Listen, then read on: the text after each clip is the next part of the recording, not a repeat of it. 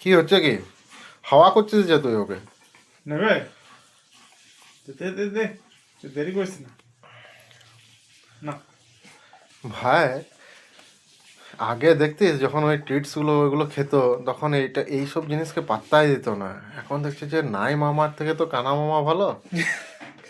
এটা পাচ্ছিস না, সেটা এটাও প্রথম প্রথম দেখলি, খেয়ে পরে দুদিন খেয়ে পরে বলছিল আর খাবো না।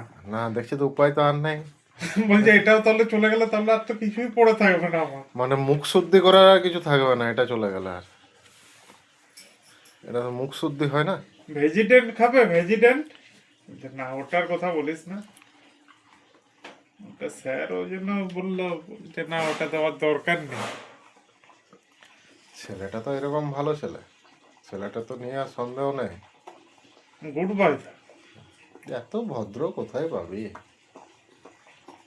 শুধু দেখতে হয় কেউ এলে যা ভদ্র হয়ে যায়, মানে চিন্তার বাইরে।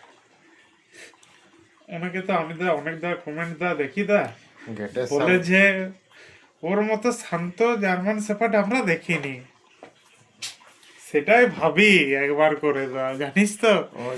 ওই রূপ যে দেখেনি যে, সে আর বলবে না যে এই ছেলেটা সেই সাহেব বটে।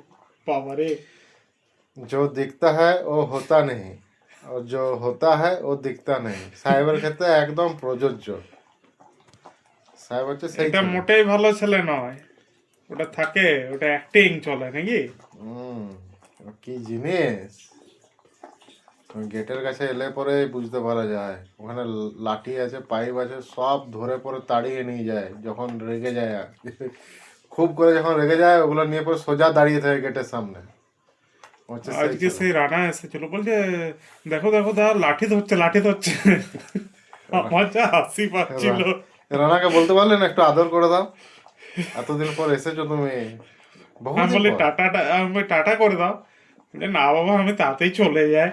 অনেকদিন পর এসেছিল আজকে। আমি তো বললাম বহুদিন পর তোমার সাথে দেখা হলো।